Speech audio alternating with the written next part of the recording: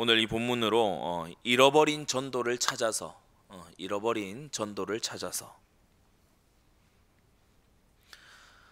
우리 성도님들이 기도해 주시고 또 이렇게 마음을 써주신 이 덕에 지난 3월 6일부터 9일까지 이렇게 열렸던 미국의 그 엑스포넨셜 컨퍼런스에 다녀올 수 있었습니다. 제가 미국 리폼드 신대원에 있을 때부터 좀 관심을 가졌던 컨퍼런스입니다. 교회 개척과 확산에 관해서 모이는 컨퍼런스인데 그때 당시 한 2015년, 16년까지만 하더라도 이 정도 규모는 아니었던 걸로 제가 기억을 합니다. 그런데 상당히 지금 규모가 많이 커져서 뭐 Acts 29이라든지 또 어떤 각 교단에서 이 PCA나 또는 북침례회나 이런 곳에서 열렸던 교회 개척 컨퍼런스들이 거의 뭐 코로나 오기 전에 이런저런 어떤 트러블로 인해서 좀 중단된 그런 것에 반해 이 익스포넨셜 컨퍼런스는 계속해서 좀 성장하고 유럽 집회 이제 또 다가오는 달에는 호주 집회도 이렇게 한다고 해요. 그래서 많은 교회들이 또 개척하고 확산하는 그 일에 지교회 운동을 특히 하는 그런 교회들이 많이 이렇게 모였던 그런 글로벌 컨퍼런스였습니다. 가니까 그야말로 이제 엑스포예요. 강의도 강의지만은 같이 이렇게 그 제일 침례교회 거기가 한 이제 한 7천여 명 정도를 수용할 수 있는 좌석인 것 같아요. 근데 거의 보니까 찼어요. 그래서 굉장히 많은 인원이 그렇게 왔었고 함께 이렇게 또 말씀도 듣는 시간도 아주 귀중한 시간이었지만은 이 거의 엑스포 같이 많은 부스들이 차려져 있고 한 100여 개 되는 단체들이 관여를 했기 때문에 많은 이런 도전을 받게 됐습니다. 뭐 일일이 단체들을 다 이렇게 나열을 할 수는 없어요. 우리 지금 선교위원회 우리 함께 동역자들이 각각 정리해서 선교 카페에다가 계속 지금 이제 정리 중입니다. 그래서 뭐 예를 들어 스테이디아라는 이런 단체는 2003년부터 시작해서 약 한 1200여 개 정도의 교회를 개척을 해왔고요.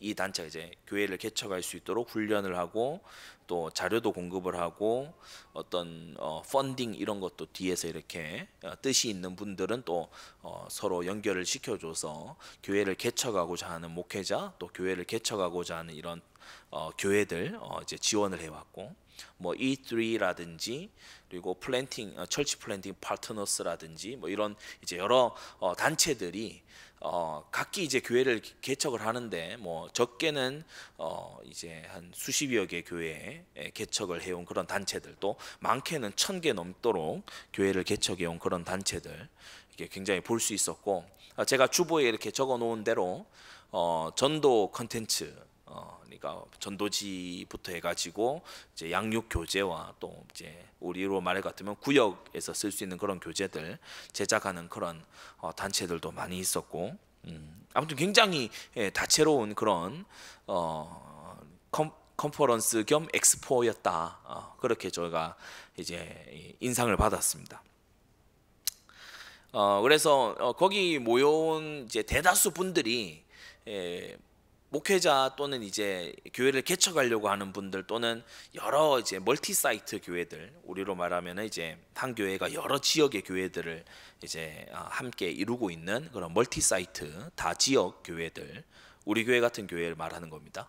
그런 교회들에서도 와서 이제 워크숍 때 같이 이렇게 얘기하기도 하고 워크숍이 한 150여 개가 되니까 저는 몸이 하나인데 동시간에 워크숍이 한 150군데서 열려버리니 150군데가 다 열릴 수 있는 장소가 그만큼 있는 거예요.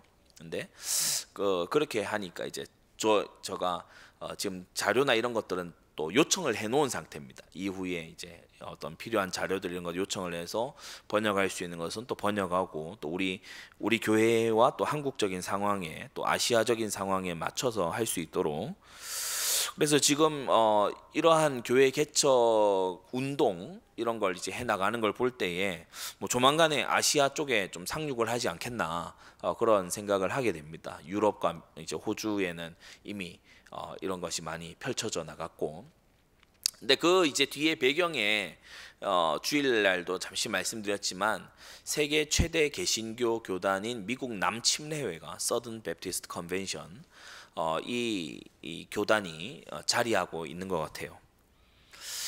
개신교 교단 중에 전 세계 이제 최대 규모, 제가 주일날 또 서칭을 해보니까 교단 공식 파송 선교사만 해서 거의 한 2천여 명에 육박하더라고요 보니까. 그러니까 굉장히 이제 많은 숫자죠. 우리가 뭐 숫자가 모든 걸 말하는 것은 물론 아닙니다. 그렇지만 분명한 것은 이단을 주장하지 않고 또 사이비적인 가르침을 교단의 어떤 강령으로 내세우지 않는 속에서 복음을 전하고 그리고 교회를 세우는 그런 열심은 지구상에서 가장 좀 뛰어난 그룹이 아닌가 그런 이제 생각을 하게 됐습니다. 배울 것이 많이 있고 또 우리가 또 특출나게 이렇게 할 수 있는 그런 부분, 또 우리가 장기로 가지고 있는 그런 부분들은 좀 잘 살려나가야 되겠다.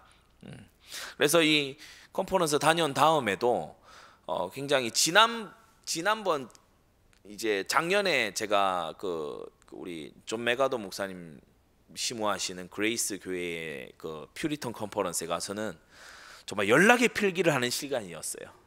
누가 이 컨퍼런스 시간표를 이렇게 짰냐, 하루 강의가 5개라니 이렇게 하면서 막 나중에 손목이 아플 정도로 그렇게 이제 필기를 해대는 시간이었다면, 이번에는 계속 걸어다니는 시간이었어요.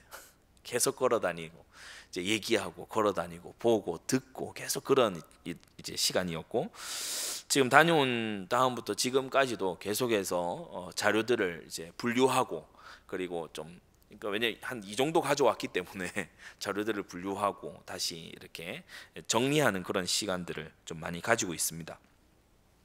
그래서 전도에 대한 고민, 그러니까 우리의 전도가 정말 올바른 전도를 유지하고 있는가, 성경적인 올바른 전도를. 저도 자주 그렇게 하는 이제 마음의 정직한 고민입니다.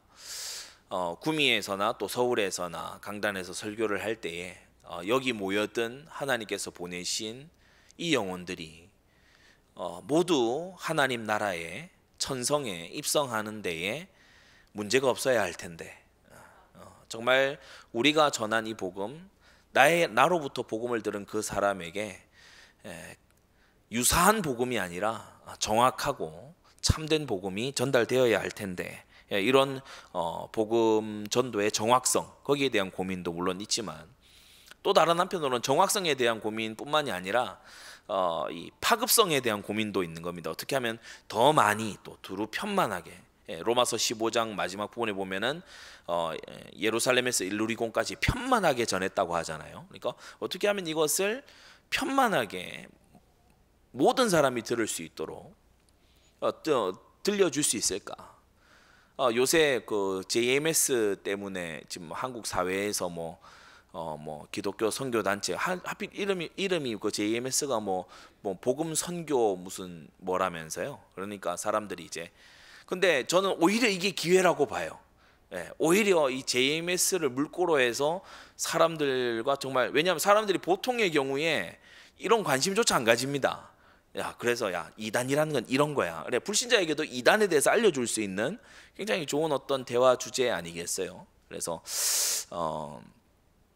바울은 나사렛 이단의 괴수다라고 하는 공격을 도리어 딱 가지고서 이 나사렛 예수는 그럼 어떤 분이냐, 이것을 더 얘기할 수 있었던 것처럼 그러한 공격이 오히려 무대응으로, 이 세상이 무관심과 무대응으로 있는 것보다 공격을 해주는 편이 낫습니다. 이제 기독교에 대해서 뭐 이단이 많다 이런 식으로 공격을 해주는 게 많습니다. 저는 예전에 왜 기독교에 그렇게 이단이 많고 분파가 많냐, 이상하게 얘기한 사이비가 많냐 그랬을 때, 원래 좋은 음식은 잘 썩어.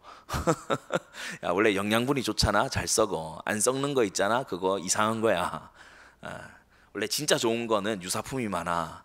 그러니까 친구들을 굉장히 쉽게 이렇게 알려줄 수 있었던 그런 것도 있습니다. 우리 안디옥 교회 모든 성도님들 전도에 있어서 의기소침해지지 마시기 바랍니다. 네. 그래서 전도에 대한 발전적인 이런 고민들 많이 좀 하실 필요가 있어요. 나의 전도를 찾는, 또 나의 현장을 찾는 그런 기도 속에서 그런 고민들이 있어야 되겠죠. 또 제가 또 관계에 대한 그런 고민들, 미국의 신학자들이나 또 목회자들이나 교회를 개척하는 분들과 또 교류를 하면서 관계에 대한 고민들, 그리고 교회 자체에 대한 또 어떤 고민들.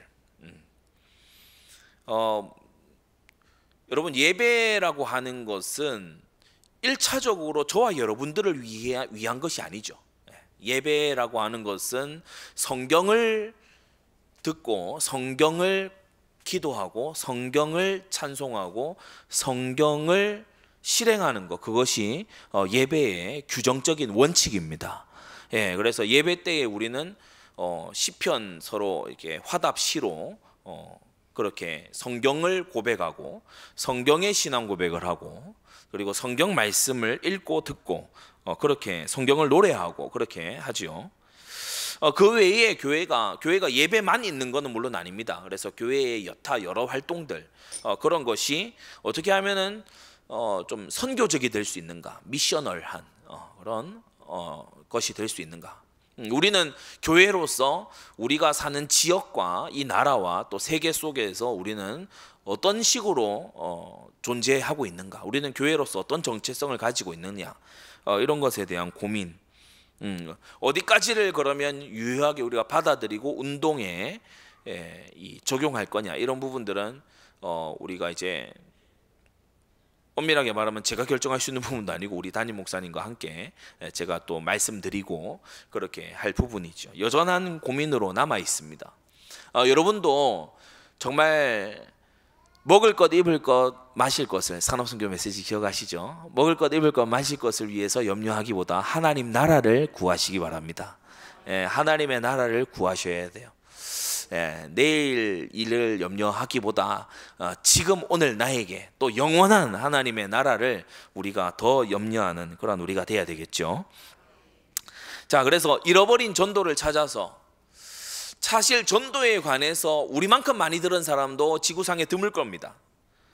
전도에 관해서 사실 저도 신학생이나 목회자 자녀들 중에 저만큼 또 아파트, 놀이터, 학교, 뭐 국내와 해외까지도 전도 현장을 많이 경험해 본 사람도 아마 적지 않을 겁니다. 그럼에도 다시금 우리는 우리의 잃어버린 전도를 찾아야만 됩니다.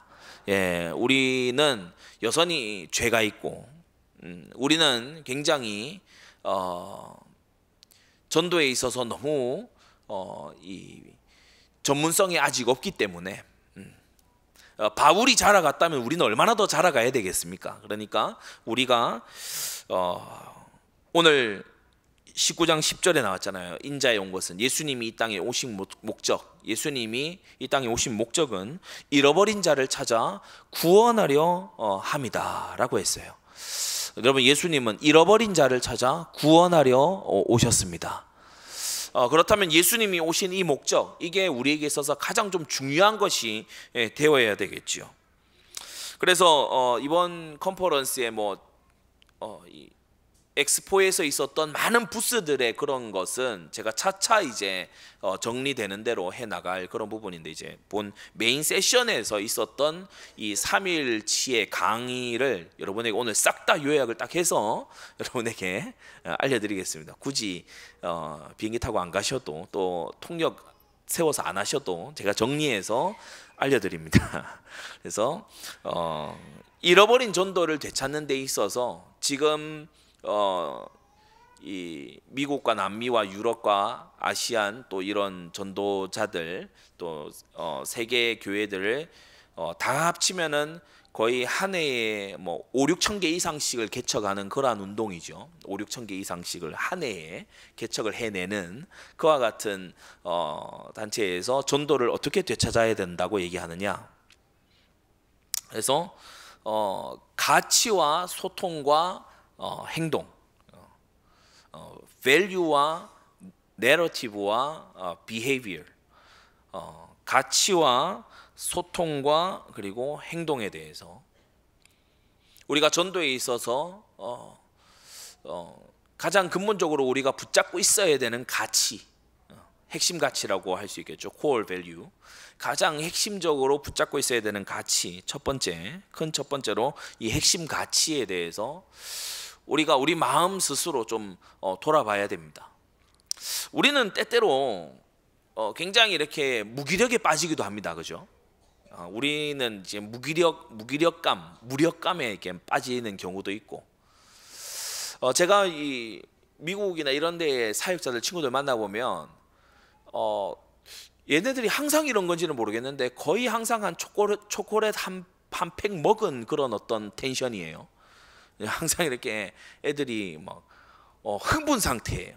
약간 절 만날 때만 그런 건지 아니면 이 컨퍼런스가 너무 즐거워서 그런 건지 모르겠지만 텐션이 너무 높아서 이거 지쳐요. 왜 사람이 기빨린다 그러잖아요. 너무 이렇게 텐션들이 너무 좋아요. 거기에 이제 남미 애들이 더해지잖아요.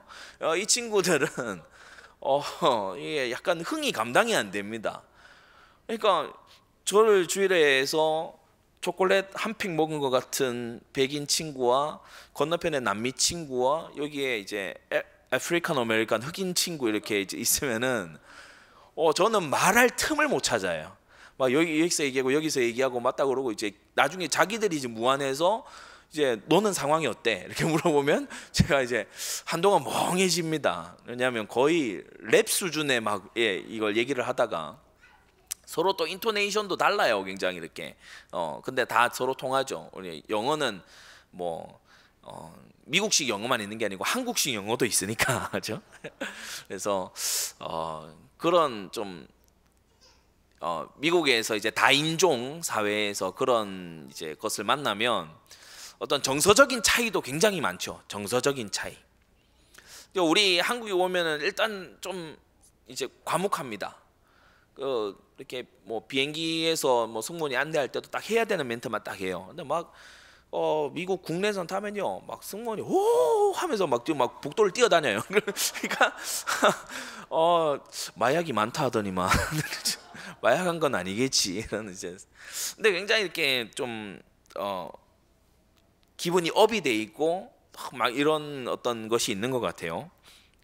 굉장히 말도 많고 어떤 막 자신감이 넘치고 그게 약간 웨스턴 컬처의 서구적인 컬처의 어떤 특징 아니겠습니까?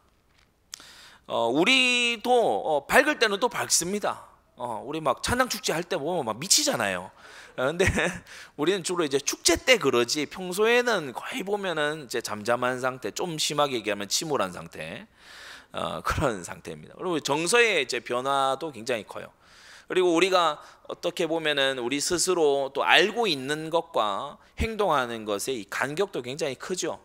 알고 있지만 안 하는 게 되게 많잖아요. 알고 있는 대로 다 했다면 지금 그 몸무게겠습니까? 그러니까 그게 아니잖아요. 그렇죠. 우리가 알고 있지만 안 합니다. 뭐 어떻게 하면 다이어트가 된다. 제가 정말 잘 알거든요. 그런데 이게 어려워요. 이게 정말 잘 되지 않죠. 우리는 부족한 게 너무 많아요. 그래서 이 고귀한 구원 사역과 지상 대명령을 저와 여러분들 같이 감정도 들쑥날쑥하고 아는 대로 하지도 못하는 의지 박약이나 다름없는 우리에게 주님께서 맡기셨다고 하는 것은 굉장히 큰 모험입니다. 온 만물의 역사가 끝나는 시점을 우리가 복음 전파하는 그 시점에 맞추시겠다는 주님의 그러한 이 결심은 마치 이번 주에도 강단 말씀 나왔지만은 뽕나무 꼭대기에서 걸음 걷는 소리 들리거든. 행동해라, 동작해라. 그러면 내가 선두로 나가서 싸우겠다라고 그 사인을 다윗의 손에 맡기시는 것처럼. 여러분 그렇지 않습니까? 한 사람이 영원한 천국에 갈지 영원한 지옥에 갈지가 여러분의 입술에 달려 있다는 게 이게 얼마나 놀랍고 무서운 일이에요, 그죠? 이거는 놀랍고 은혜로운 일일 뿐만 아니라 굉장히 두렵고 떨리는 일이기도 합니다. 그래서 우리가 전도에 있어서 가져야 될 핵심 가치는 뭐냐면은 다시금 우리 교회에서 계속해서 들어왔던 바로 절대에 있습니다. 여러분의 핵심 가치가 그냥 절대가 절대로만 남아있지 말고 절대가 여러분의 근본이요 핵심 가치가 되도록 하시기 바랍니다. 여러분은 실수할 겁니다. 사람들은 실망을 줄 거고요. 그러나 그리스도는 완전하십니다. 여러분은 실수할 거예요. 여러분은 넘어질 거고, 그리고 사람들은 실망을 안겨줄 겁니다. 사람들은 여러분을 낙심시킬 겁니다. 왜 대관절 주님은 구원받을 자의 이마에다가 빨간색으로 점을 안 찍어 두시는 걸까요? 그래서 우리가 전도 현장 가서 계속 반대에 직면하잖아요. 뭐 다 자존감이 막 찢어지잖아요. 어디 가서도 이런 천신은 받아본 적이 없다, 이런 것을 현장에 가면 받잖아요. 그런데 우리가 그럴수록 그리스도를 더 의지하게 되죠. 그래서 우리는 실수하고 사람들은 실망하게 할 거지만, 실망적일 거지만 그리스도는 완전하시죠. 여러분, 그리고 우리는 누가 뭐라고 해도 성경적인 길을 가야만 합니다.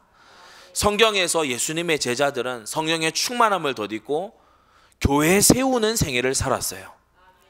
그들이 복음을 들고 간 곳마다 교회가 남았어요. 우리가 예수님의 제자들이라면 우리가 살다 간 곳에도, 우리가 걸어간 곳에도 교회가 남아야 맞습니다. 주님께서는 이 땅에 오셔서 자주 얘기했지만, 또 이번 컨퍼런스에서도 자주 나왔지만, 주님께서 의지적으로 하고자 하신 게 있어요. I will build my church. 내가 내 교회를 세우겠다. 여러분, 이 일에 우리가 주님의 손과 발이 되어서 쓰임 받아야 되지 않겠습니까? 여러분, 이게 여러분에게 절대 가치가 되셔야 돼요. 다른 것에 너무 이끌림 받는 거 좋지 않습니다. 나의 가족 형편, 나의 이 경제 상황, 직업에서의, 직장에서의 나의 형편, 이런 것이 나를 너무 몰아가는 거, 그거 지금 핵심 가치가 흔들리고 있는 거예요. 여러분, 우리의 핵심 가치가 그리스도와 성경 말씀, 그리고 세 번째 성령의 충만함을 덧입는 것에 우리의 핵심 가치가 있어야 됩니다. 여러분, 나의 영이 강한 것과 성령께 감동받는 것은 아주 차이가 커요. 여러분, 성령께 감동받으면 그리스도와 말씀을 향하게 됩니다. 성령은 겸손하신 영이어서 성령이 강하게 역사하시면 성령의 은사들을 막 자랑하게 되는 게 아니고, 성령이 강하게 역사하시면 나타나는 특징이 그리스도를 향하게 됩니다. 그가 오시면 내게 대하여 증거하신다라고 했거든요. 그래서 그리스도가 발견되고 그리스도가 가치 있게 보이게 되고, 죽음에서 부활하신 이 그리스도가 가장 최고의 것으로 발견되도록 하는 그 일을 성령께서 하시죠. 여러분, 우리의 절대 가치는 뭐가 되어야 됩니까? 바로 예수님의 지상 명령이, 네 번째로 예수님의 지상 명령이 우리의 절대의 가치가 되어야 됩니다. 그래서 이 절대 네 가지 우리가 자주 듣고 매주 듣고 오래 들은 말씀이지만, 여러분 스스로에게 오늘 이 질문을 해보세요. 나에게 있어서 전도의 걸림돌은 무엇인가? 나에게 있어서 전도의 걸림돌은 무엇인가? 오늘 예수님께서 아주 의도적으로 제자들을 데리고 여리고로 가십니다. 여리고, 요단 근처에 있는 접경지대의 이 한 성이죠. 여리고. 이곳에는 삭개오라고 하는 세리장인 부자가 있었어요. 로마에 붙어서 이스라엘 민족을 배신하고 로마에 붙어서, 그러니까 민족을 팔아먹는, 그러면서 로마에다 세금 바치는 그 중간에서 많이 삥땅 쳐서 그래서 부자가 된 그런 삭개오에게 주님께서 말씀하시고 그의 집에 들어가서 같이 먹으시고 그를 회개시키시고 그에게 구원을 선포하시는 장면이 오늘 이 장면이거든요. 그래서 우리가 7절에도 나와 있지만 이것은 사람들이 수군거릴 일이었습니다. 당시에 뭐 세리장까지 안 가고 그냥 세리만, 세금 징수원, 이 세리만 치더라도 창녀와 동급으로 쳤어요. 세리와 창기, 이게 관용 옥구일 정도로 창녀와 동급으로 친 그 정도의 죄인, 평판이 안 좋은 사람, 그리고 사람들이 전부 천시하는 사람, 욕하는 사람, 그 사람이 바로 이 세리였죠. 그 중에 한 사람이 오늘 실명이 나오고 있는 이 삭개오입니다. 이 사람들이 수군거릴 일이었다고요. 더구나 하나님의 율법을 가르친다는 이 랍비라고 불리는 이 예수님이 그의 집에 들어가서 식사한다는 것은 굉장히 거리끼는 일이죠. 사람들이 손가락질하는 일입니다. 수군거릴 일입니다. 이거는 가십거리예요. 이거는 흉볼만한 일이 된다는 거죠. 저와 여러분들에게 있어서 이러한 것이 혹시 걸림돌이 아닙니까? 삭개오 같은 사람에게는 우린 절대 가지 않는, 그죠? 상종 안 해야 되겠는 사람 있잖아. 절대 가지 않는. 여러분이 볼 때 가장 좀 사람 아닌 것 같은 그런 사람 누굽니까?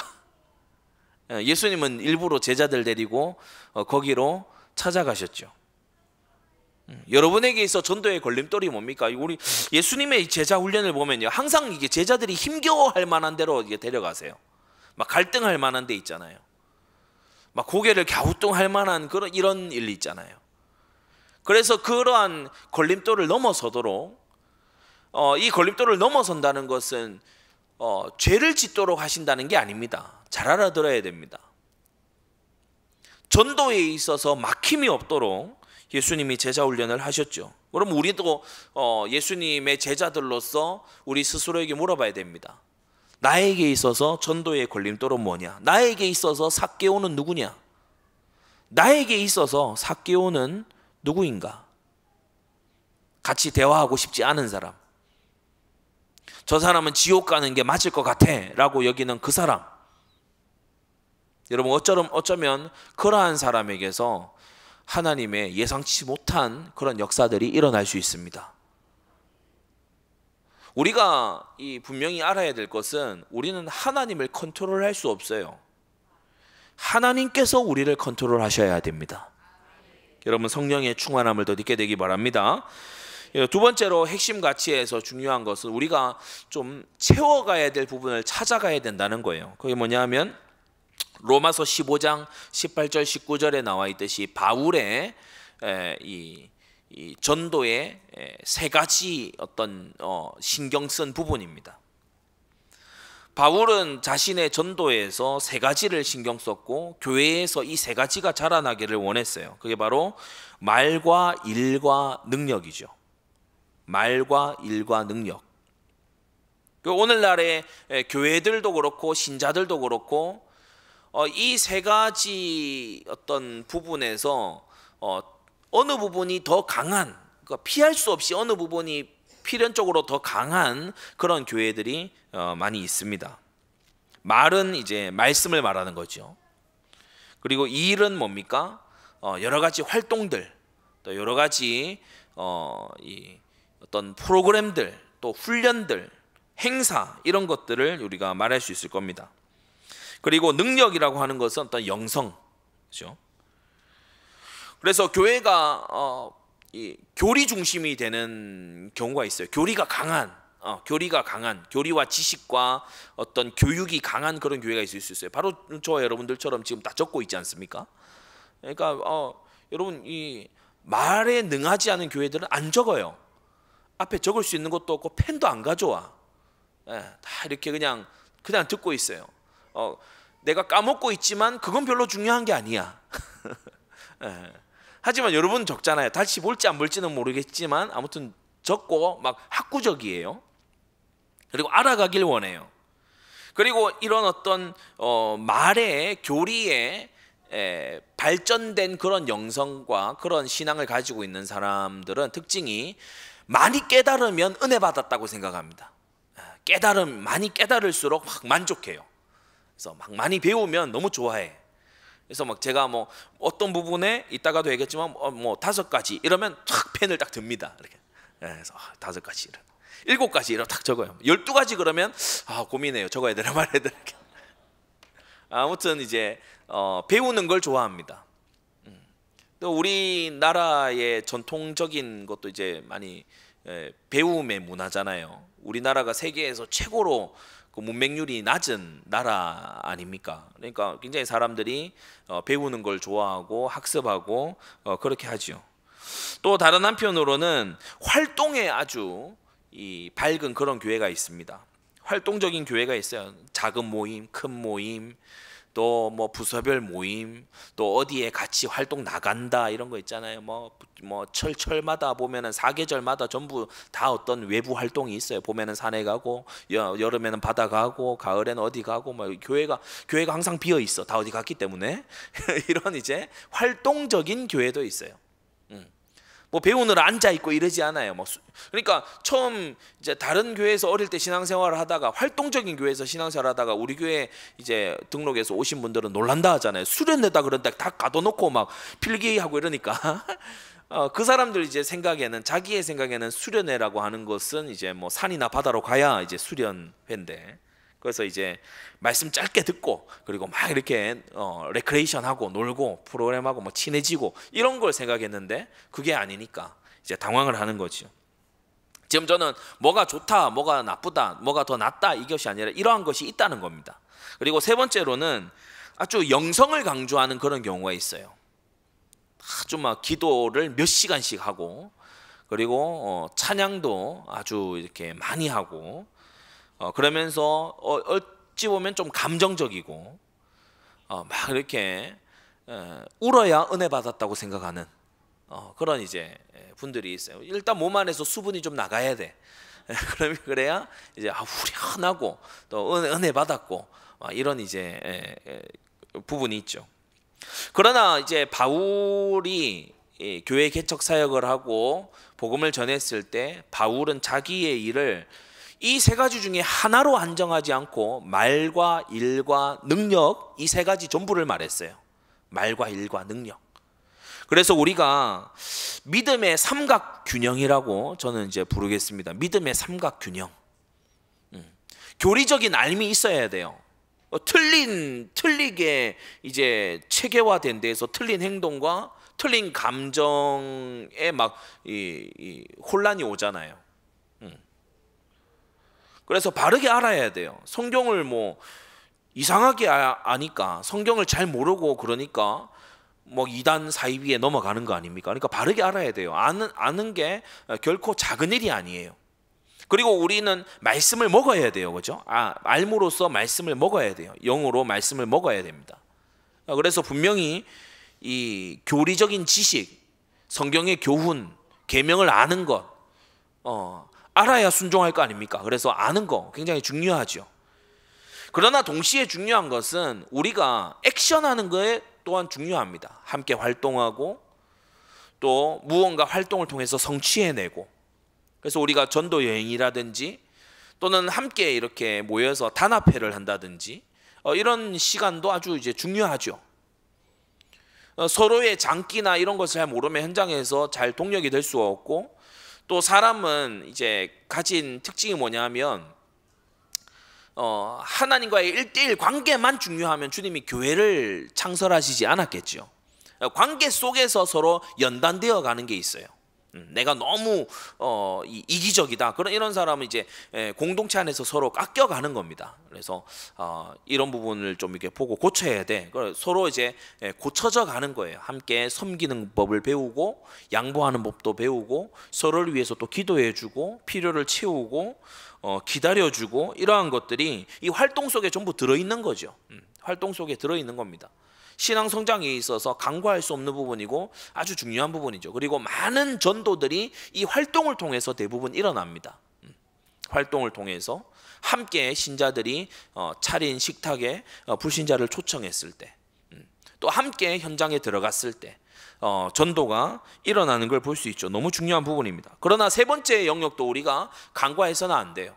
주님과의 깊은 대면, 그리고 굉장히 우리의 마음이 막 이렇게 일구어지는 그러한 마음의 감동 이런 것도 우리가 놓쳐서는 안 되죠. 그리고 또 신기한 이 능력과 그리고 어떤 기적들 이러한 것들도 우리가 부정하지 않습니다. 하나님은 기적의 하나님이시고, 단 이제 우리가 조심해야 될 것은 그러한 기적과 여러 가지 초자연적인 역사들, 초자연적으로 막 인도가 돼서 응답이 있고 이럴 수 있잖아요. 근데 그러한 것에 그럼 영감성이 있고 계시성이 있어서 그게 하나님의 말씀이냐? 그건 아닙니다. 그건 아닐지라도 우리 하나님은 언제나 우리의 삶에 홍해를 가르신 능력으로 역사하실 수 있는 하나님이시죠. 네, 우리 하나님은 그러한 능력의 하나님이 맞으십니다. 그래서 믿음의 삼각균형을 가진 것이 중요하다. 교리적인 지식, 또 함께 공동체적인 활동, 그리고 우리가 영성과 하나님의 능력을 체험하는 그러한 삶, 이런 균형을 갖추는 것이 중요하다. 이러한 균형이 함께 작동을 할 때에, 그러니까 교리가 교리에만 머물지 않고 삶과 영적인 힘으로 나아가고, 또 행동이 행동에만 있지 않고 말씀에 근거하고 또 성령의 도우심을 입는 쪽으로, 그래, 성령의 도우심을 입는 이것이 하나님의 말씀에 근거하고 또 삶의 실천으로 나아가도록 서로 상호관계 속에서 자라가야 된다. 제가 왜 장황하게 이렇게 설명드리냐? 여러분이 강한 부분이 있고 약한 부분이 있어요. 여러분 각자가 다 그래요. 강한 부분이 있고 약한 부분이 있어요. 저 같은 경우는 뭐 저희 교회에서 어려서부터 자란 사람 아닙니까? 저는 좀 이렇게 교리와 암 쪽에 좀 이렇게 강화돼 있는 것 같아요. 제가 또 신학을 하기도 했고 하니까 어떤 것을 알아갈 때 그 어떤 이제 만족감 이런 것이 굉장히 발달되어 있는 것 같아요. 그러나 여러분, 어떤 것이 여러분에게 더 강하든지 간에 나머지 두 개를 강화시켜 나가시기 바랍니다. 나머지 두 개를 강화시켜 나가야 돼요.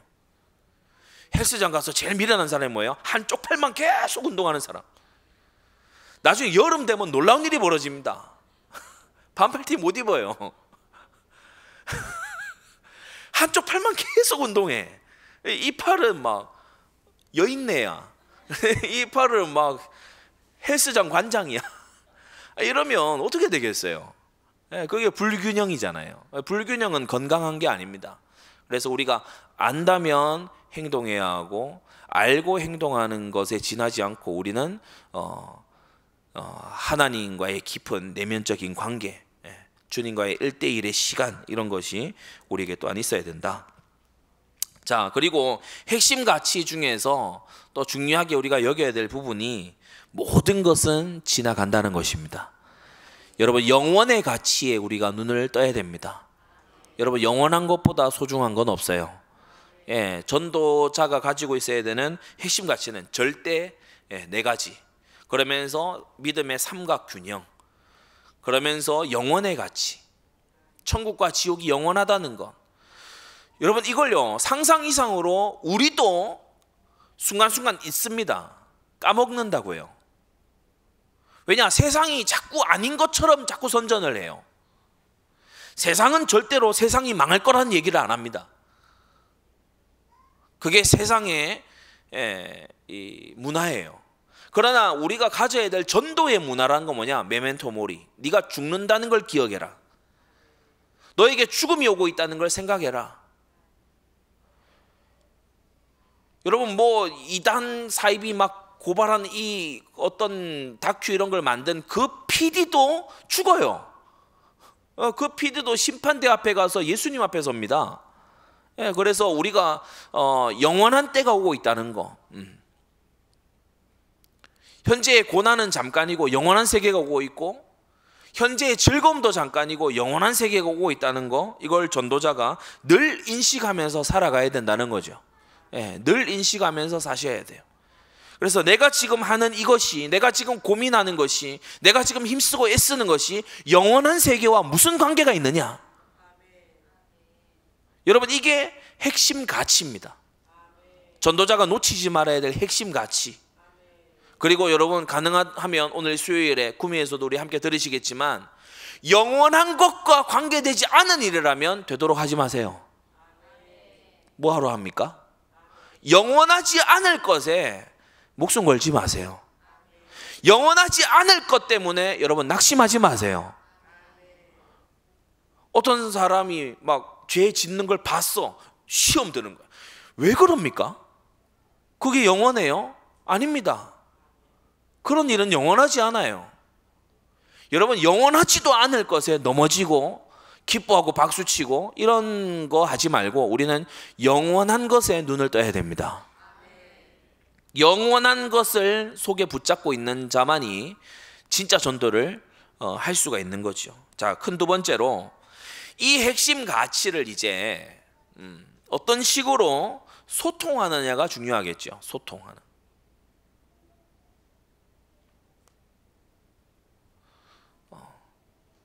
너 왜 말을 그렇게 해? 라는 말을 들으면 안 됩니다.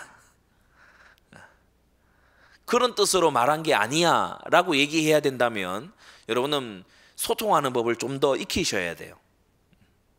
소통하는 방식, 내러티브, 소통하는 방식. 첫째로는 우리의 언어가 거룩과 자비의 균형을 갖춰야 됩니다. 거룩과 자비의 균형을 갖춰야 돼요. 여러분, 예수님이 말씀하셨죠. 사람이 무슨 무익한 말을 하든지 이로 인하여 마지막 날에 신문을 받게 될 것이다 라고 했어요. 그래서 사람이 보는 곳이든 안 보는 곳이든 저와 여러분들은 복음 전도자의 언어를 가져야 됩니다. 전도자의 입술을 가져야 돼요. 성경에는 아주 극명하게 이걸 표시하고 있죠. 향을 가지고 핀 숯을 가지고 입에 갖다 댔다. 무슨 말이냐면 입을 지졌다 이 말이에요. 입을 지졌다. 이후로는 불신앙의 말, 인간적인 아주 이 사람을 죄의 유혹에 떨어뜨리는 말, 믿음 떨어지게 하는 말, 영원한 세계와 별 관계도 없는 헛소리 이런 거 하지 않도록 여러분 우리의 언어가 거룩해져야 돼요. 언어가 거룩한 동시에 있어야 되는 것이 자비의 언어가 있어야 됩니다. 부모는 자녀의 언어를 통역해서 듣잖아요, 그죠? 자녀가 어떤 단어를 어설프게 발음하는데 부모는 막 그 의미까지 막 추려서 깨닫습니다. 여러분이 불신자에 대해서 믿음 밖에 있는 사람에 대해서 그와 같아야 돼요. 그는 막 뭔가 막 욕이나 험한 말을 막 할 수 있습니다. 그러나 그가 힘들어하고 있다는 걸 알아야 돼요. 그래서 여러분 말을 귀로 듣지 말고 중심으로 들을 수 있어야 됩니다. 그가 중심에서 하는 말, 그의 영혼에서 하는 말을 우리는 믿음에 성장하는 자로서 들을 수 있어야 되죠. 여러분, 이 주님께서는 말씀이시잖아요. 이 말씀이신 주님께서 우리를 언어적인 존재로 지으셨거든요. 그래서 하나님의 형상으로 지으셨다라고 할 때 많은 신학자들이 이런저런 얘기들을 하지만 하나님을 닮은 요소가 뭐냐 그러면 우리가 언어가 있는 존재다. 그래서 우리의 언어가 거룩과 자비의 언어일 필요가 있습니다. 거룩하게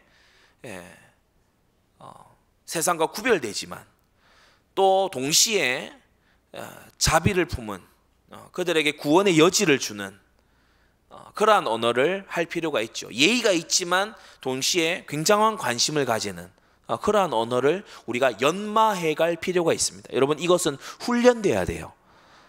교회 안에서 훈련되시기 바랍니다. 교회만큼 전도 언어를 훈련하기에 좋은 데가 없어요.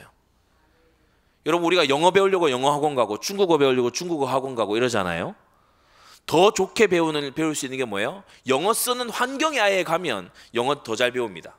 그렇죠? 중국어 쓰는 나라에 가면 중국어 더 잘 배우죠.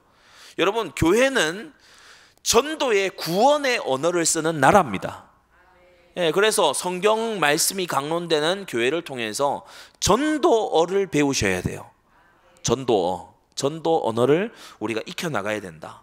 거룩을 지키고 자비를 가지고 있는 이 언어. 그러면서 두 번째로 나의 스타일이 있을 수 있습니다. 나의 스타일, 나의 복음 소통 스타일. 5가지 정도인데, 첫째로 직설적인 직설적인 전도 스타일을 가진 경우가 있어요. 직설적인.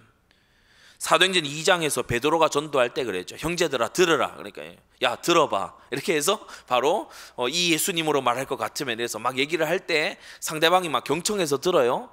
그것은 어느 정도 이 관계가 형성이 됐을 때 일어날 수 있는 일이죠. 또 어떤 좀 유명세가 있는 사람이면, 어떤 리더십이 있는 사람이, 당시 베드로는 뭐 예루살렘뿐만 아니라 이스라엘 지경에서 유명 인사 아니었습니까? 예수님 따라다니는 최고 그 수제자로 유명했지 않습니까? 그러니까 이게 듣는 거죠.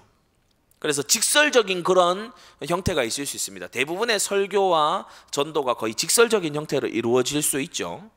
두 번째는 지성적인 그런 접근도 있습니다. 인텔렉추얼한 방법인데, 사도행전 17장에서 바울이 전도했을 때 이 아덴의 철학자들과 얘기할 때 논증하는 걸 볼 수 있죠. 논증하는 거. 너희가 신을 막 이름 붙여놨지만 너희가 모르는 신도 막 경배하고 이러네. 너희가 모르고 있는, 아직 모르고 있는 이 모든 다른 신들을 압도하는 그 신을 내가 말해줄게. 이렇게 이제 물꼬를 터나가는 걸 볼 수 있습니다. 지성적인 대화로 전도를 하는 거, 이런 것도 이제 숙련된, 훈련된 사람에게는 많이 유용한 방법이 될 수 있죠.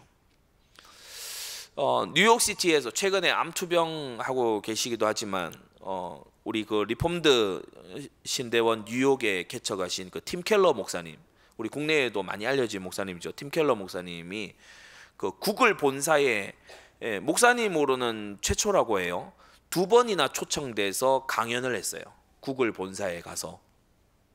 그러니까 이분은 굉장히 인텔렉추얼하게, 그러니까 굉장히 지성적으로 논증하면서 지금 이 현대의 이 문화가 가진 어떤 이 모순된 부분, 그리고 복음이 제시하는 이 성경적인 문화가 가진 온전함, 그것을 이제 대조하면서 전도하는데, 저도 이제 유튜브에서 그 팀 켈러 목사님이 구글에서 이제 강연한 거 2차례 강연한 걸 이제 봤거든요.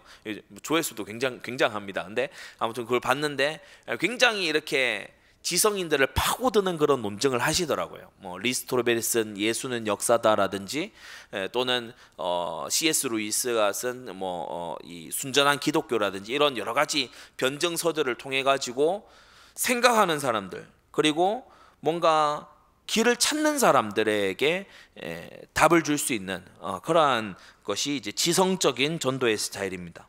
여러분들 중에서도 이러한 스타일로 전도하시는 분들이 있을 거예요. 상대로 하여금 좀 논리적으로 빠져나갈 수 없도록 탁탁탁에 몰아서 이렇게 하시는 그런 경우도 있을 겁니다. 그리고 세 번째, 간증적인 전도입니다. 나의 경험을 예로 들어서 내가 느낀 것을 얘기하면서, 많은 분들이 이 테스티모니얼 전도를 하시죠. 테스티모니얼 전도. 요한복음 9장에 예수님이 고치신 한 소경이 자기를 막 찾아온 대제사장과 이 사람들에게 예수님에 대해서 막 증거하는 걸 볼 수 있습니다. 그러니까 자신의 체험, 자신의 경험, 이것을 토대로. 세 번째는 간증적 전도였고, 네 번째는 관계적 전도입니다. 관계적 전도. 요한복음 1장에 빌립이 나다나엘에게 내가 메시아를 만났다, 그리스도를 만났다, 와봐라, 이렇게 이제 전도했지요. 그래서 교회에 데려와서 이 복음을 선포하시는 목사님의 입술로 듣게 하는 거, 여러분 이것도 굉장히 중요한 전도입니다. 그죠? 내가 직접 전하는 것도 아주 좋은 전도지만 데려와서 복음을 듣게끔 하는 거, 우리가 복음을 전하는 그런 특별한 타임을 만들기도 하잖아요. 세보 초청 예배라든지 새생명 축제라든지 이런 걸 통해서 복음을 전하는 그런 시간을 준비했을 때, 교회에서 준비했을 때 데려와서 나와 이미 관계가 형성되어 있는 친구나 선후배, 마을의 친구, 이런 사람들을 데려와서 전도하는 거, 빌립이 그렇게 전도했어요. 그리고 다섯 번째, 봉사적 전도가 있습니다. 봉사하는 전도, 봉사적 전도, 서비스, 봉사적 전도. 사도행전 9장에 다비다가 이렇게 전도했어요. 요바의 다비다가 구제하고 선행을 하면서 그러면서 예수님을 전한 거예요. 가난한 이들에게 옷을 지어주기도 하고, 이렇게 하면서 이제 그들에게 그것만 한 것이 아니라 복음을 같이 전한 것입니다. 그래서 각각의 스타일이 있을 수 있고 또 방법의 차이가 있을 수는 있어요. 그렇지만 공통적인 것은 복음을 이러한 방식을 통해서 이제 전달했다는 것입니다. 그리고 작은 세 번째로 우리가 좀 생각해야 될 것은 바로 이타적인 환대를 좀 할 수 있어야 된다. 환대, 손대접. hospitality. 오늘 이 삭개오가 구원을 선포받기 전에 한 일이 보면 6절에 급히 내려와 즐거워하며 영접했다고 했어요. 그래서 이 삭개오가 집에서 대접을 했죠. 예수님을 대접했습니다. 우리가 히브리서 13장 2절에 보게 되면 손님 대접하기를 잊지 말라. 부지 중에 천사를 대접한 이가 있다라고 했어요. 신약 성경에 이 말씀이 있습니다. 부지 중에 천사를 대접하는 한 이가 있다. 그래서 손님 대접하기를 잊지 말아라. 로마서 12장 13절에도 손 대접하기를 힘쓰라 라고 성경은 말하고 있어요.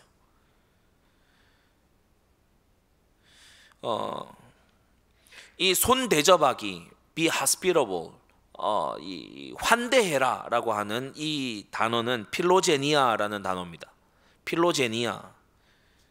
필로제니아의 반대가 뭐냐면 제노포비아예요. 제노포비아는 낯선 이들에 대한 공포를 말하고, 이 환대라고 하는 것은 필로제니아, 낯설고 이질적인 이들에 대한 친절, 사랑, 이것을 필로제니아라고 합니다. 우리가 사실 도시 문화라고 하는 게 낯선 이들에 대한 경계심을 계속 배우는 곳이잖아요. 저도 제 아들에게 낯선 사람 조심해야 된다고 얘기하고 교육을 하기도 합니다. 그런데 성경은 우리에게 뭐라고 하는가 하면, 낯설고 이질적인 이들, 나와 맞지 않는 것 같은 사람들, 나와 별로 친하게 느껴지지 않는 그 사람들에게 환대해야 된다라고 말합니다. 누가복음 6장 33절에서 35절에 보면, 너희를 환대하는 자만 너희가 환대하면 무슨 상이 있겠냐? 너희를 환대하는 자만 너희가 환대한다면 무슨 상이 있겠냐? 너희는 원수를 사랑하고 선대하며 아무것도 바라지 말고 빌려주라고 말합니다. 예수님의 명령 중에, 예수님의 계명 중에 이런 게 좀 어려운 계명 아닙니까? 그런데 우리가 다른 말씀을 유념해서 다시 한번 이 말씀이 중요하다는 걸 생각해야 되죠. 나의 계명을 가지고 지키는 자라야 나를 사랑하는 자니. 주님은 낯선 자를 환대하라고 하십니다. 원수까지도 사랑해야 된다고 말씀하세요.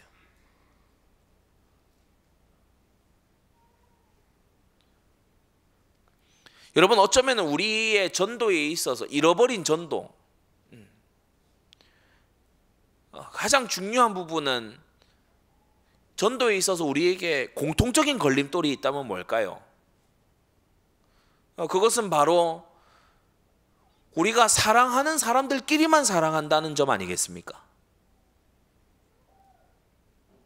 나와 안 통하는 것 같고, 나에게 불친절한, 나에게 별로 유익이 되지 못하는 그런 사람에게는 우리가 무관심으로 살아가는 거, 적당한 거리를 두고 살아가는 거. 어차피 이 많은 인구가 사는 이 도시의 모든 사람을 내가 환대할 수는 없으니 라고 합리화하면서 그렇게 고립돼서 살아가는 거. 제가 아까 설명드렸던 필로제니아의 반대 단어 제노포비아가 이 고립을 말하는 거거든요. 고립. 여러분, 우리 시대는 고립의 시대입니다. 전부 이어폰 꽂고 자기 화면 들여다보고 있어요. 누군가와 연결되어 있는 것 같지만 바로 옆 사람하고는 다 단절되어 있죠. 그래서 고립의 시대입니다. 예전에 7, 80년대는 그래도 국가가 이 지상파 방송으로 틀어주는 걸 전체가 같이 봤어요. 제가 중고등학교 때까지만 하더라도 KBS 대하 드라마 이런 거 있잖아요. 그런 거 주말에 막 하거나 아니면 개그 콘서트 막 이런 거 주말에 하면 그 다음날 애들이 가서 전부 그거 공통화제로 다 같이 얘기해요. 왜냐? 거의 시청률 60%, 70% 이렇게 나오기 때문에 모든 집이 다 봤거든요. 그러니까 모든 집의 저녁에 다 그게 나오고 있어. 모두 같은 컨텐츠를 봤다고. 모두가 같은 컨텐츠를 봤어요. 그래서 모두가 같은 리뷰어가 됐어. 그래서 제 고등학교 때 어떤 친구는 그 드라마 왕건에 나오는 뭐 장수 누구라고, 지가 맨날 무슨 장수 누구라고 종이칼 만들어가지고 목 치고 다니고, 얘는 뭐 하는 짓이 보면 얼척이 없어요. 갑자기 있는 애 뒤에 와가지고 목에다가 막 종이 뭘 이렇게 탁 대요. 그러면서 뭐라고 뭐 그 드라마 대사를 합니다. 근데 요즘은 어때요? 각자 보는 게 다 달라요. 각자가 듣는 음악도 다 달라요. 우리 중등부 친구들 보니까 어떤 친구는 웹툰 보고 있어요. 제가 뭐 보는지 싶어서 애들 화들짝 놀라지만은 저기 복도에 앉아 있을 때 옆에 가서 가만히 소리 없이 가서 이렇게 옆에 같이 보거든요. 애가 보다 하면서 놀랍니다. 재밌어? 같이 봅니다. 근데 어떤 친구는 웹툰 봅니다. 어떤 친구는 막 게임합니다. 근데 게임 이름도 어려워서 저는 모르겠어요. 무슨 게임인지. 그 게임을 같이 하는 친구들이 몇몇 있대요. 그러니까 전부 다가 파편화돼요. 게임하는 애들 게임하고, 뭐 웹소설 보는 애들 웹소설 보고, 뭐 웹툰 보는 애들 웹툰 보고, 뭐가 한다 그러면 뭐 보고, 그러니까 전부 다 이게 컨텐츠가 다 나눠져 버렸어요. 내가 선택하고, 내가 관심 있는 거 찾아가고, 내가 선택하기 때문에 서로가 다 낯선 거예요.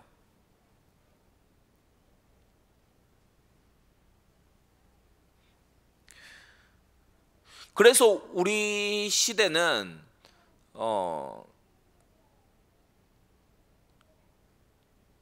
몇십 년 전보다 훨씬 더 서로에 대해서 낯섭니다. 세대 간에도 낯설고요. 같은 세대 안에서도 낯설고, 뭐 어떤 애들이 어쩔 TV 이러는데 그게 무슨 TV인지 아세요, 여러분? KBS TV를 말하는 게 아니에요.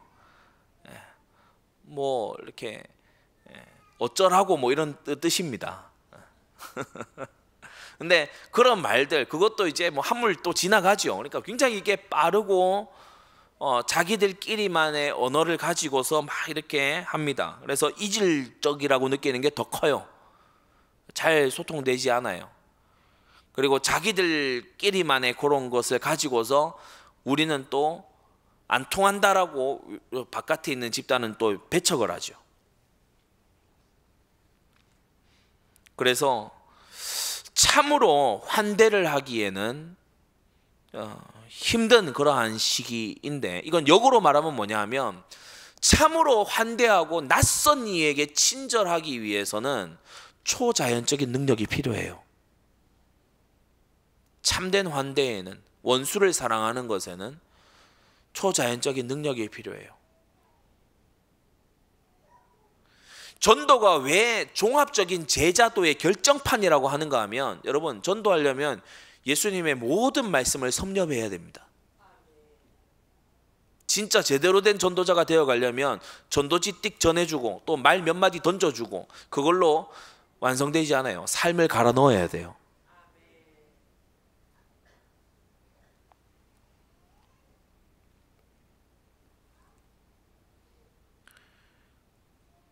그래서 오늘 이 말을 하기 위해서 제가 아마 많이 좀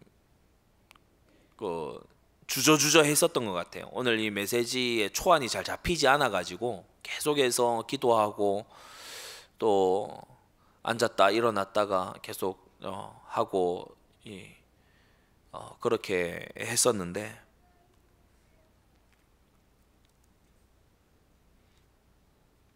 우리에게 이타적인 환대, 이게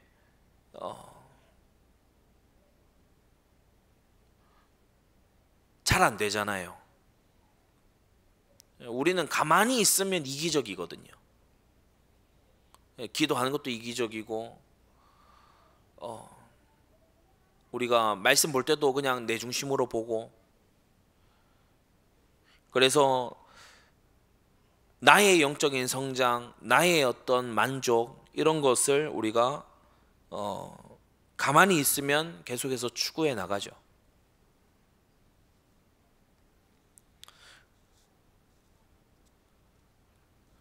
이번 컨퍼런스에서 어떤 한 이제 강사분이 그 얘기를 한 거예요. 자기가 이 세계적인 컨퍼런스를 막 이렇게 개최하고 열고 강의도 하고 막 이렇게 목회자들도 만나고 선교사님들도 만나고 다 이렇게 막 하다가 이제 코로나 상황이 와서 딱 끊겼잖아요.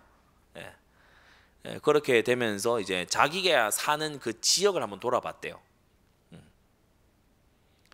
근데 자기 스스로가 이제 보니까 뭐냐면 이 자기 마을에 이 사람들도 잘 모르겠더래요. 그래서 어느 날인가 이제 조금 아마 뭐 락다운이 이렇게 풀린 다음이었겠죠. 이제 식사 초청을 했대요. 이웃들한테 식사 초청을 했대요.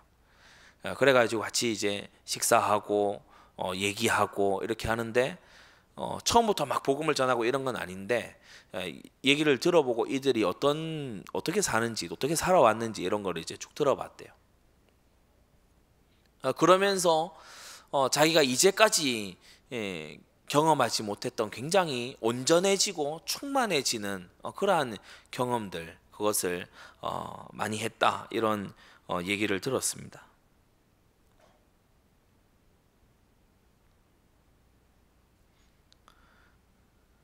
그래서 참된 환대, 이웃에게 친절할 때, 저도 이걸 이제 듣고 돌아 나오면서 야 우리 사회에는 야 범죄도 많고 말이지, 낯선 사람들은 어떻게 할지 모르는 좀 위험한 그런 경우도 있고, 그러지 않을까? 라는 생각을 하게 되는 거예요. 그게 도시가 우리에게 깊이 심어 놓은 거 아닙니까? 낯선 거 위험한 거야. 뉴스 봤지? 9시 뉴스 봤지? 야, 낯선 거 위험한 거야. 낯선 사람 만나고 그러면 안 돼. 지금도 미디어 뉴스 계속 그 막 소개하고 그렇게 하잖아요. 야, 길거리에서 전도하는 그 사람들 막 이단이야, 사입이야, 이상한 교회야 그거. 오늘 길거리 전도는 우리 예수님이 원조인데, 그러니까 자꾸 이렇게 세뇌하잖아요.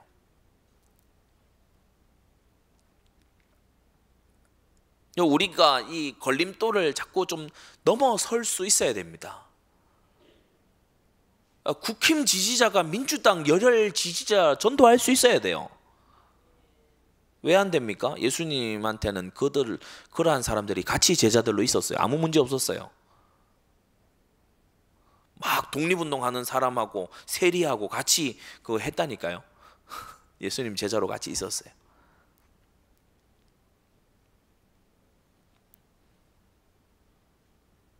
그래서 참으로 마음으로 누군가를 환대하는 일에는 우리의 능력으로는 되지 않는다.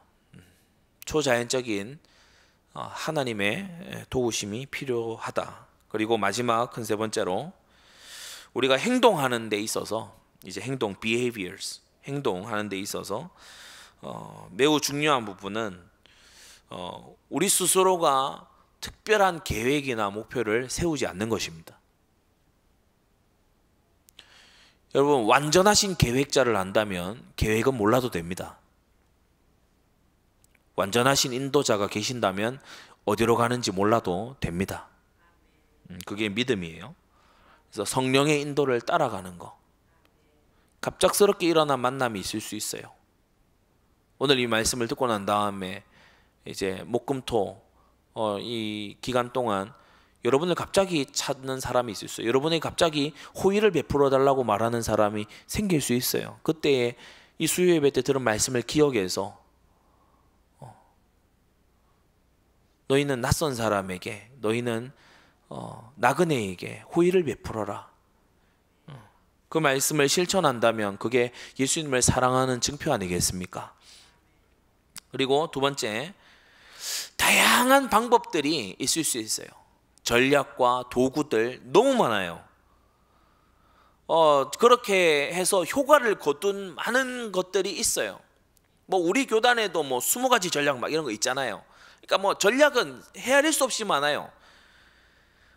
관심사를 가지고 공통의 어떤 취미 활동을 통해 발판을 만든다. 뭐 이런 것도 많이 있을 수 있죠. 우리 남전도회에서 뭐 같이 뭐 등산을 한다. 또는 같이 축구 모임이나 어떤 이런 활동을 한다. 거기에 이제 아는 어떤 분을 초대를 한다.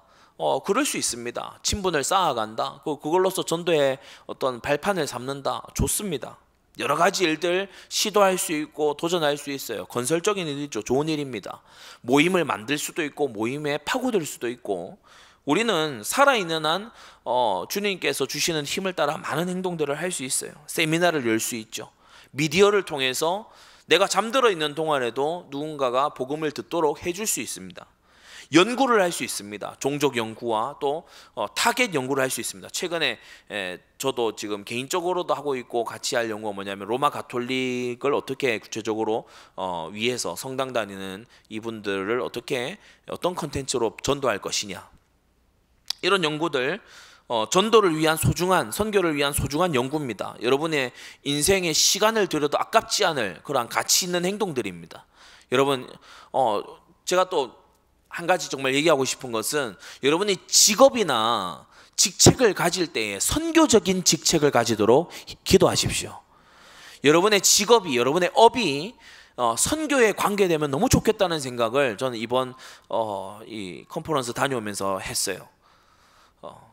어떤 소프트웨어를 예를 들어 개발한다. 근데 이것이 선교에 도움이 될 수 있으면 너무 좋잖아요. 그렇지 않습니까? 어떤 사업을 한다. 근데 그게 그냥 어떤 재정의 차원에서만 선교에 도움되는 게 아니고 그 일 자체가 선교에 도움된다면 얼마나 좋겠습니까? 그런 것을 시도할 수 있겠죠.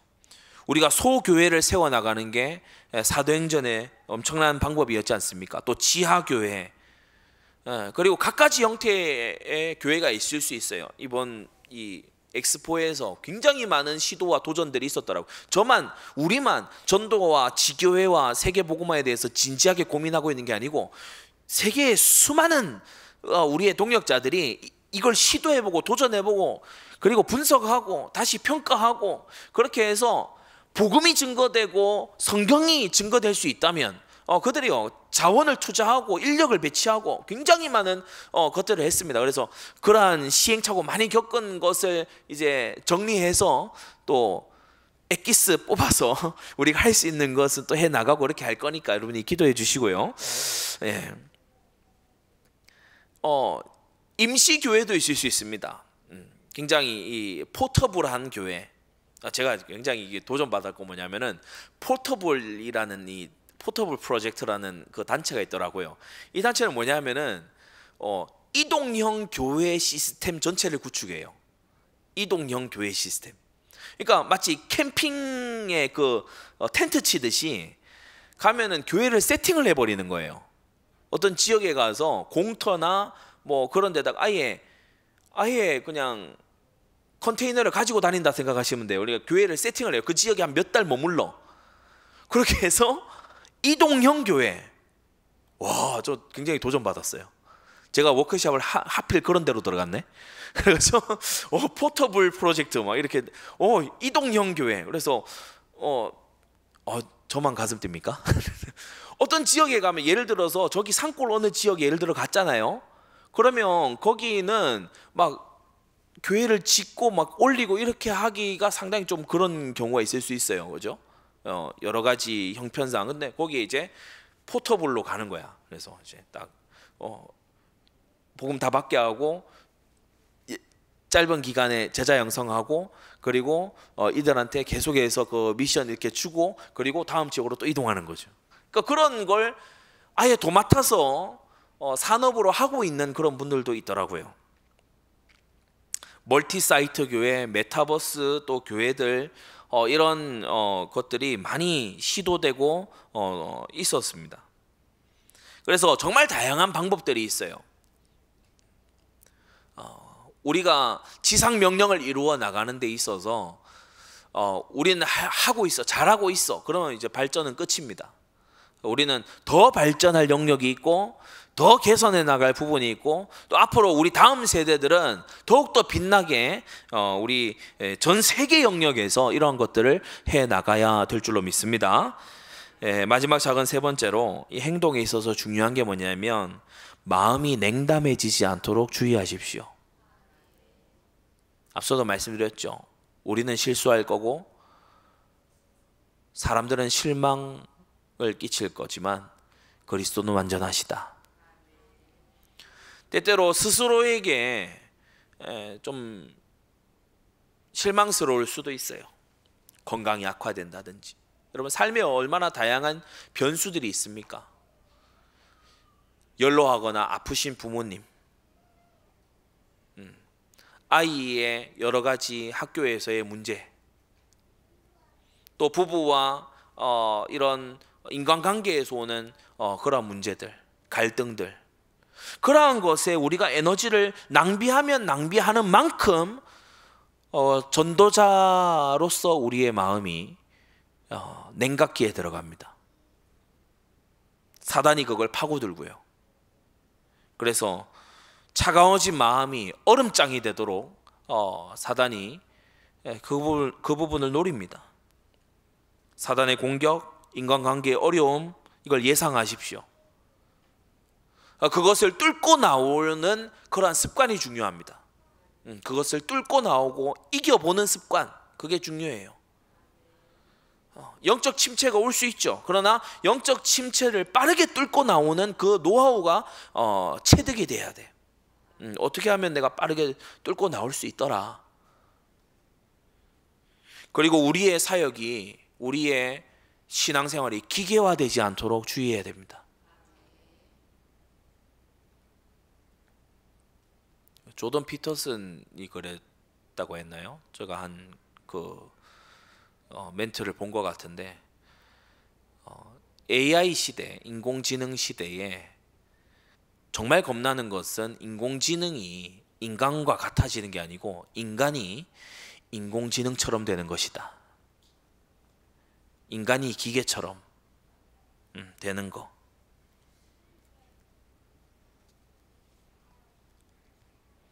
여러분, 예수님의 제자가 되는 것은 SNS에 팔로우를 누른다고 되는 게 아닙니다.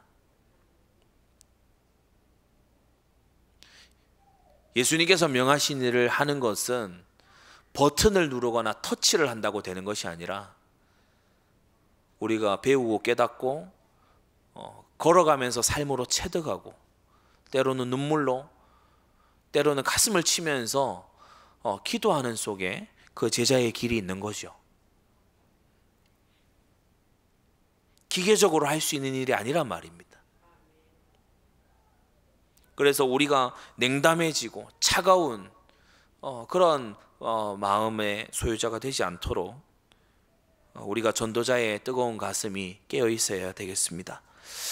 네, 오늘 세리장 삭개오를 찾아가신 예수님을 보면서 많은 사람들이 왜 저 죄인을 가까이 하느냐고, 왜 저 집에 들어가느냐고 사람들이 손가락질하고 수군거릴 때 우리 예수님께서 오늘 구원이 이 집에 이르렀다고 하셨고, 삭개오에게 예수님이 무슨 사역을 구체적으로 하셨는지 누가는 기록해 주지 않지만 이 삭개오는 예수님을 만나자 놀라운 환대를 나타냈어요.